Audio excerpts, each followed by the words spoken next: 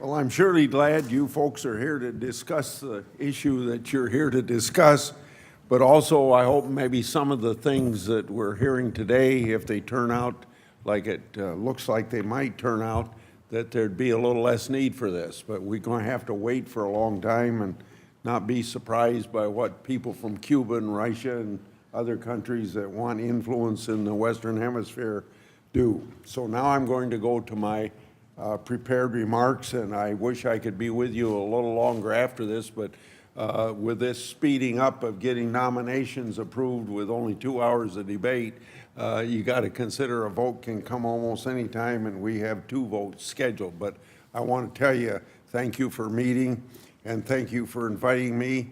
And it's nice that the Center for a Secure Free Society is hosting such a very timely event. The relationships between Venezuela and our foreign adversaries, such as China, Iran, Russia, presents perhaps the greatest security threat from within our hemisphere. In February, a letter that's already been referred to, Cruz and I sent to the Trump administration.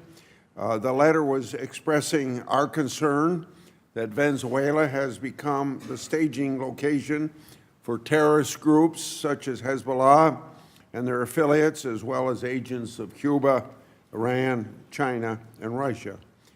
And of course, the United States government and our people must stay very vigilant. And your seminar here will help in that process.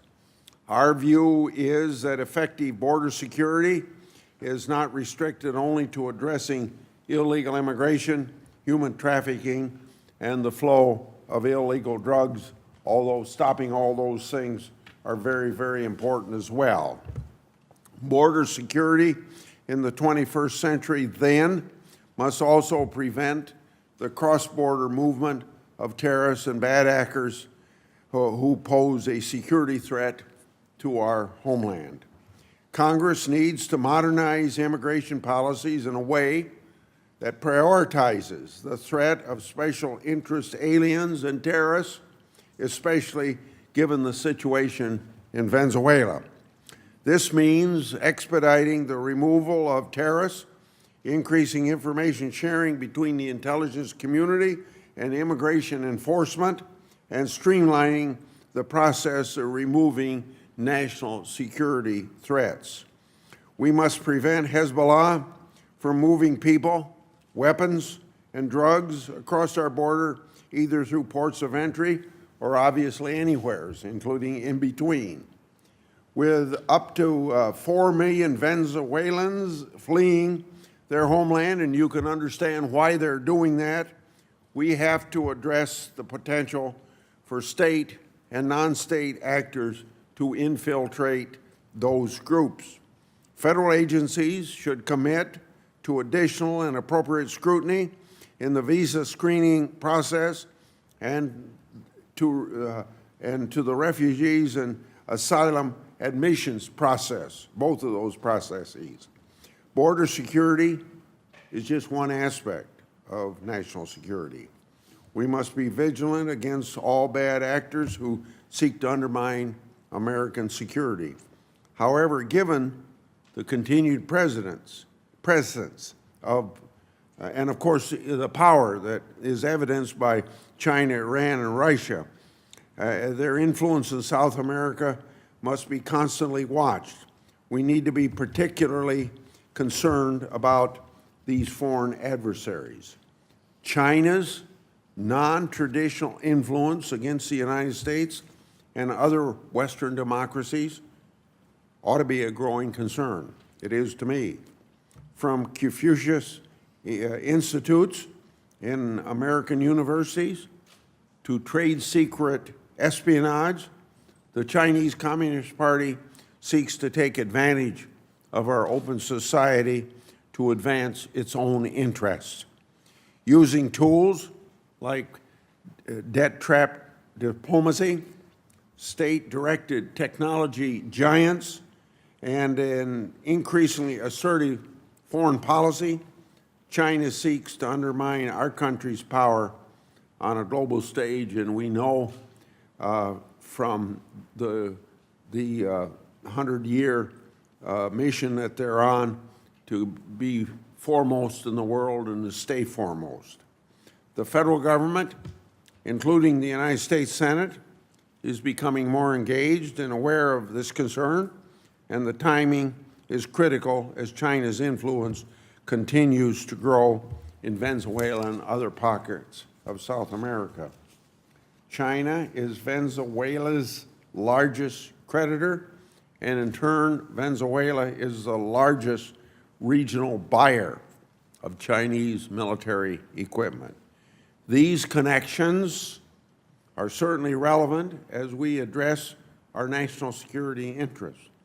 Russia's role in undermining the United States has been most evidenced through its interference in the 2016 presidential election, but that, as we know, from the disinformation campaign going way back to probably 1917, is nothing new. The book, The New Cold War, by Edward Lucas, warned of Russia's intentions even 10 years ago. And as the title implies, the tactics we've seen from Putin have echoes of an earlier time that you already heard me allude to. What would you then expect from a Russia led by a KGB thug? Today, Russia supplies military aid and financial support to Venezuela's armed forces, be it through disinformation and the campaigns connected with that, or supplying aid to vulnerable and dangerous nations. I will continue to seek answers as to why and how the Russian government and other bad actors intend to attack our democracy. Lastly, Iran's presence in Venezuela draws immediate concern about Hezbollah's growth and influence in the Western Hemisphere. In a letter that Senator Cruz and I sent to the Trump administration, we made clear how Hezbollah's growing influence near the United States could lead to increased efforts of money laundering and trafficking in drugs within our borders. These criminal activities are just part of the global and increasingly sophisticated threat from Hezbollah. So we must work to strengthen our laws and weigh options on how to best combat such threats. And I don't think it's too late to still say the concern that our fourth president of the United States had, James Monroe, what he expressed in the Monroe Doctrine.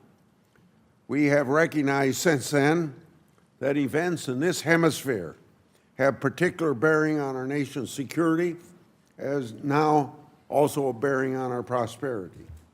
The involvement of countries that have proven hostile to U.S. security and national interests in our own backyard. And that has obviously set off alarm bells, or you folks wouldn't be gathered here today. And for those that it haven't set off alarm bells, it surely should. We should do whatever we can to curb malign foreign influence in Latin America, working with our allies in the region. This seminar is an important step in understanding that problem. So I thank you all for your concern, but more importantly, to the leadership of this group. Thank you very much.